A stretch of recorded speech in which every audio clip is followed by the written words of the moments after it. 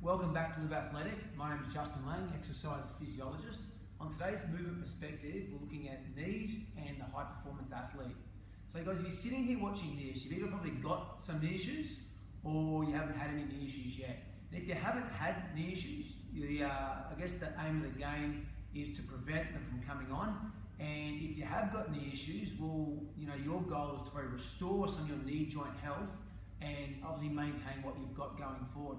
So guys, we've got 5 points here just that we use now in our program for developing athletic performance, but also for knee joint health. The first one is a high bar squat. So guys, a high bar squat is a technique where it's a squatting technique where our shins go forward and we maintain a relatively upright posture. So the high bar squat will look something like this. We keep an upright posture, the knees go forward, and I squat back up. And guys, that puts shear forces into the knee joint. And we use that movement extensively, not just for athletic performance, but to build tissue tolerance in the knee to handle loaded knee flexion. So that for me is like the base of the pyramid. That's why most athletes, I think, need to have some form of squatting in their program. Guys, the second point is jumping and landing technique. If you have never been formally taught to do proper jumping and landing, again, you're missing out there, guys. That's going to lead to movement dysfunction.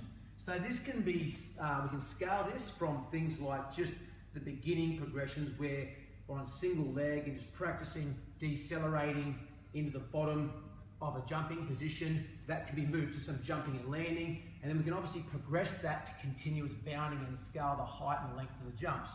So formalized jumping and landing training is important. The third point is joint strength. Guys, joint strength is used across a number of different sports. You think of movement sports like jiu-jitsu, MMA, surfing, even like in AFL, there's lots of jumping and landing. You can do strength work at the knee joint. And a classic example of this would be like an inside squat or a collapsed squat where I'm going to squat down into this valgus position. And with time, you can really take that squat deeper and deeper, but you definitely can build the tolerance of your joints to sort of asymmetrical movements that are inevitable in sports performance. Guys, the next thing is flexibility.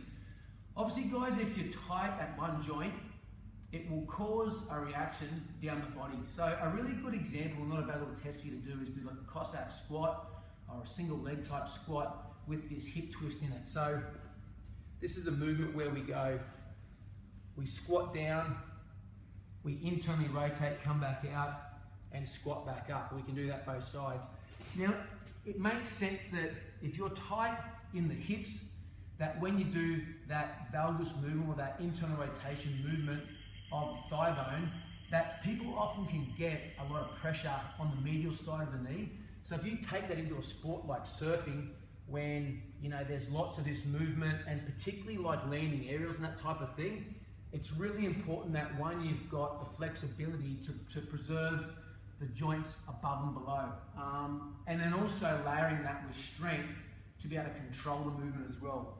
And probably guys, lastly, is just single leg strength. So in here, we do a lot of single leg progressions, and just a classic single leg progression is just that pistol squat. And our pistol squat leads to being able to do things like squatting for height and length. We've got a really good clip on our Instagram of QS surfer Jake Sharp living up in Coffs Harbour now doing a pistol squat up into like a 60-centimetre box. So that's a really good example of building not only the tissue tolerance in the knee to handle deep loaded knee flexion, but also that strength and athleticism to perform a movement.